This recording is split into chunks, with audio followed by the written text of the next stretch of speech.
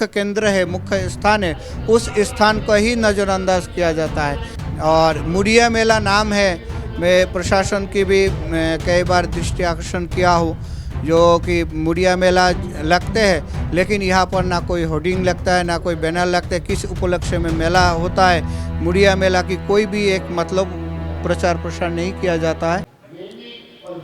नमस्कार दर्शकों, आप देख रहे हैं अभी न्यूज और हम लोग आ चुके हैं आज गोवर्धन। जी हाँ, वहीं गोवर्धन जहाँ पर अब से कुछ दिनों के बाद में लगने जा रहा है करोड़ी मेला। करोड़ी मेला यानी कि गोवर्धन परिक्रमा का मुड़िया पूनो मेला, जिसमें अनुमान होता है कि लगभग 1 करोड़ से अधिक भक्त आकर के गुरु पूर्णिमा के दिन यहाँ परिक्रमा लगाते हैं, जिसे कि मुड़िया पूनो भी कहते हैं।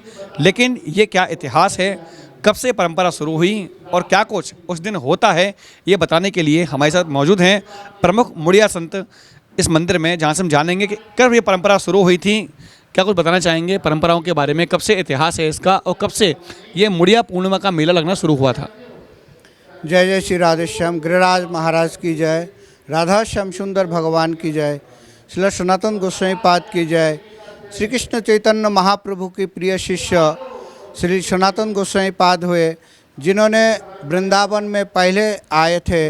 जिस टाइम वृंदावन जंगल भूमि था, कोई नहीं जानते थे जो वृंदावन धाम है, तो चैतन्य महाप्रभु आकर के रूप सनातन गोस्वामी दोनों भाई को इस वृंदावन धाम को पुनराय उज्जीवित किए हैं।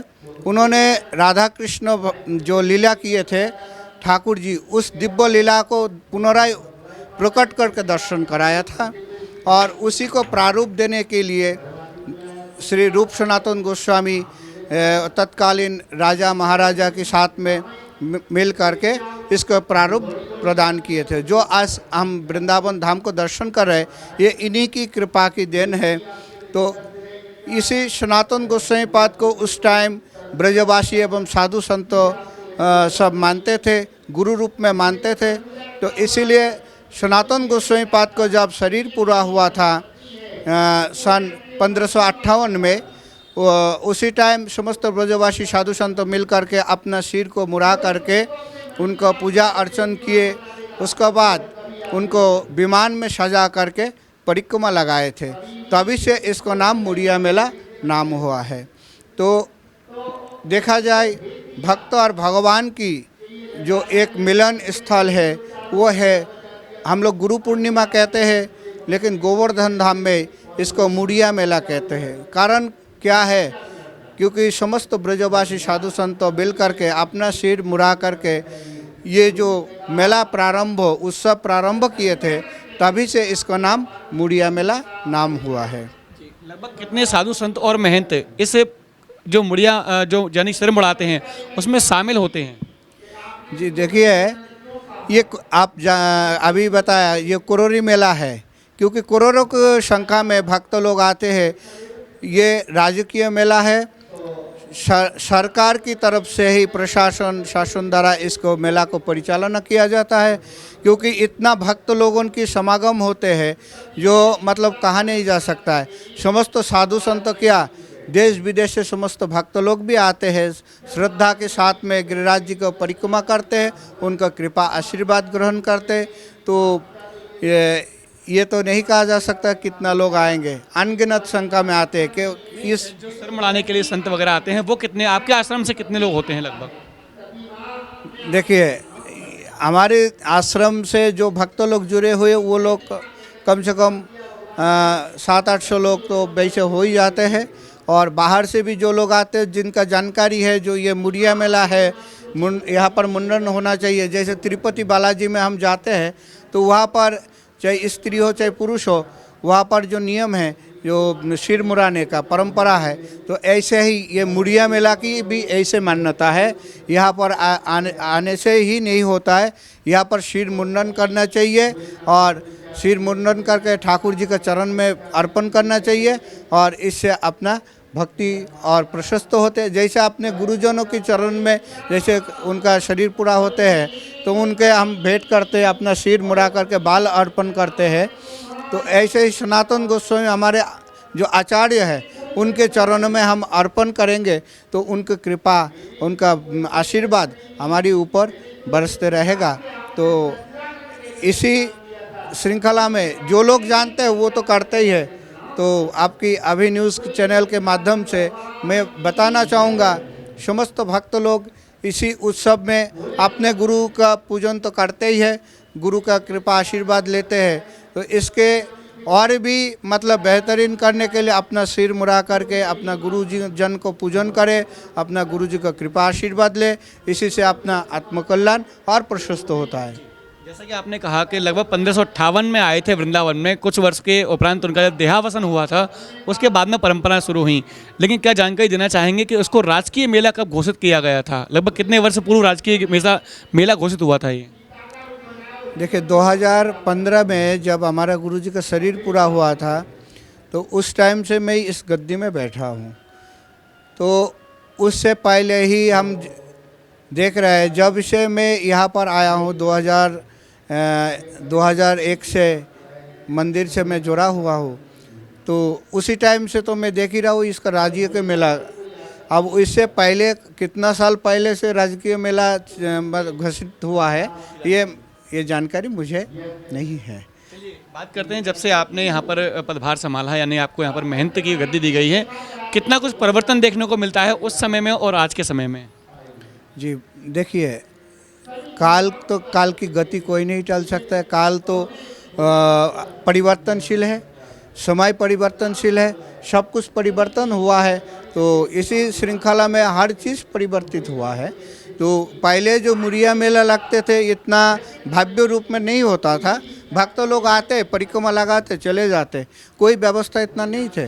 लेकिन आज जो है केवल जनता ही नहीं है, जनता भी आगे आए, इसको मेला को और सुचारू रूप में ब्रजवासी यहाँ की जो लोकल भक्त लोग हैं वो लोग भी अपने तरीक़ा से वो और भव्य बना रहे, और प्रशासन शासन भी वो भी इस मेला को और भव्य बनाने के लिए सरकार की तरफ से बहुत मतलब कार्यकारी भूमिका निभाया जा रहा है। तो देखा जाए जो बहुत ही बेहतरीन तरीक़ा से इस मुरिया मेला को निभाया जाए। और कहीं भी देखा जाता है कहीं हादसा हो जाते हैं, कोई गलत सलत हो जाता है, ठाकुर जी का विशेष कृपा है जो गोवर्धन धाम में आज तक ऐसे कोई हादसा की शिकार नहीं हुआ। ये ठाकुर जी का विशेष कृपा है और समस्त भक्त लोग आते हैं हर्ष और उल्लास से इस मेला में सहभागिता लेते हैं, परिक्रमा लगाते हैं, अपना भक्ति को पूर्णता के सहित यहाँ पर अपने आनंद के सहित अपना घर लौटते हैं। जैसे कि आपने कहा कि परिवर्तन संसार का नियम है, परिवर्तन लगातार होते रहते हैं। कुछ समय पूर्व अगर देखा जाए तो इतनी भीड़भाड़ नहीं आती थी, उस समय परिक्रमा लगाते थे तब ज़्यादा आनंद आता था, या आज जो व्यवस्थाएं की जा रही हैं, पब्लिक लगातार बढ़ती जा रही है, मार्ग बंद हो जाते हैं और करोड़ों की संख्या में पब्लिक आती है, अब ज़्यादा आनंद आते हैं क्योंकि व्यवस्थाओं में परिवर्तन किया जाता है तो कहीं ना कहीं पर भीड़ बढ़ रही है।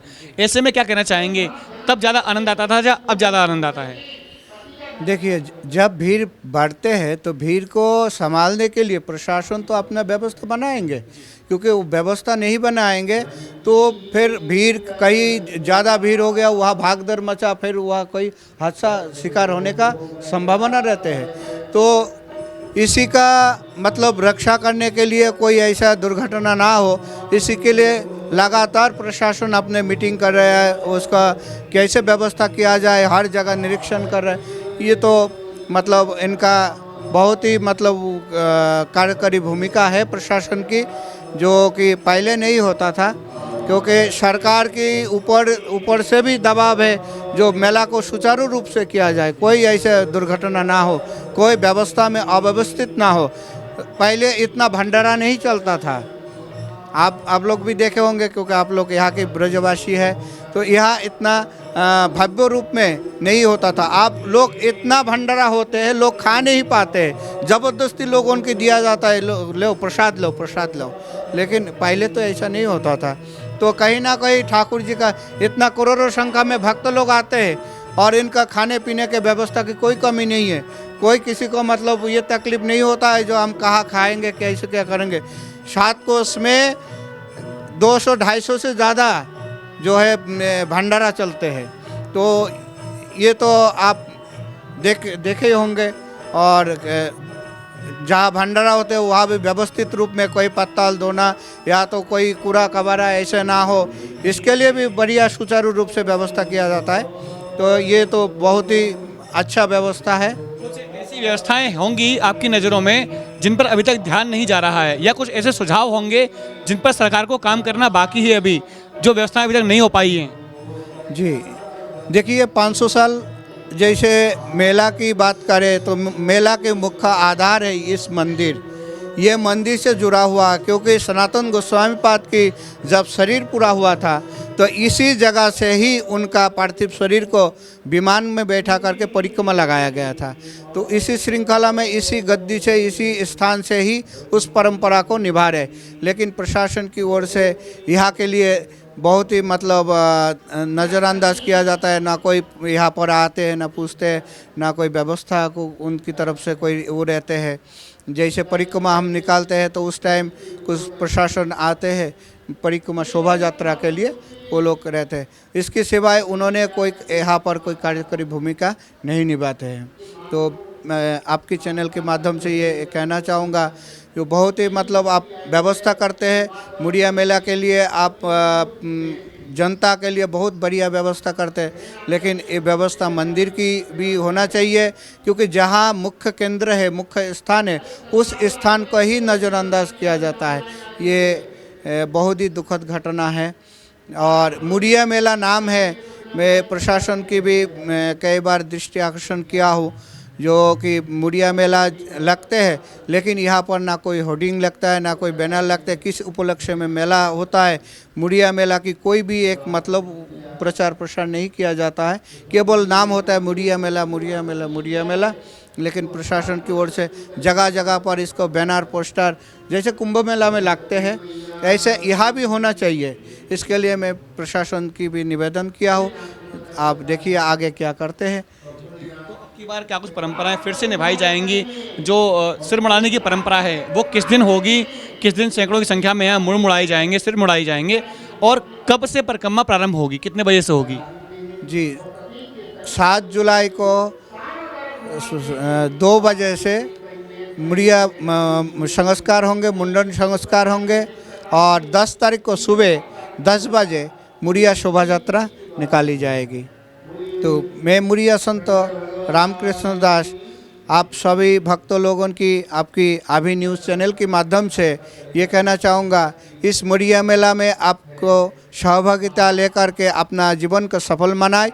एवं ये मुड़िया मेला की जो मुख्य केंद्र, मुख्य स्थान है राधा श्यामसुंदर मंदिर, जो कि चकलेश्वर में स्थित है, इस मंदिर में आप आए और इस स्थान को भी दर्शन करें, अपना जीवन को सफल बनावे। दर्शकों, आज हमने बात की यहाँ जिस स्थान से ये मुड़िया मेला प्रारंभ हुआ, यानी कि मुड़िया पूर्णिमा, गुरु पूर्णिमा जहाँ से प्रमुख रूप से मनाई जाती है, उस स्थान पर हम लोग आए हुए हैं। और यहाँ के प्रमुख महंत रामकृष्ण दास जी हमारे साथ मौजूद हैं, जिनका ये कहना है कि सरकार वैसे तो इस मुड़िया पूर्णिमा पर करोड़ों लोगों के आने की व्यवस्थाएं करती है, लेकिन इनकी शिकायत भी है कि जहाँ से परंपरा शुरू हुई वहाँ का प्रचार प्रसार या यहाँ के माध्यम से, अपने माध्यम से यहाँ का कोई भी प्रचार सरकार के द्वारा नहीं किया जाता। ये इनकी शिकायत भी है। तो सरकार अगर इस वीडियो को देखती है, अगर हमारी खबर, हमारी समाचार उन तक पहुँचती है, तो जो प्रमुख केंद्र है इस आस्था के केंद्र, यानी कि इस परिक्रमा का जो प्रमुख केंद्र है ये मंदिर राधा श्यामसुंदर जी का, यहाँ पर भी सरकार इनकी बात पर ध्यान दे और इनकी जो शिकायतें हैं उनको दूर करने का प्रयास करे। फिलहाल के लिए इतना ही। मैं अपने सहयोगी आकाश के साथ गोपाल चतुर्वेदी, अभी न्यूज़। वधू सूट और साड़ी एक ऐसा शोरूम जहां मिलते हैं आपको बेहतरीन डिजाइनर कपड़े जो चर्चित हैं। अपने डिजाइनर सूट और साड़ी के लिए मथुरा शहर में शीघ्र पधारे। वधू सूट, साड़ी और किड्स वियर, कृष्णा नगर, मंडी चौराहा, मथुरा।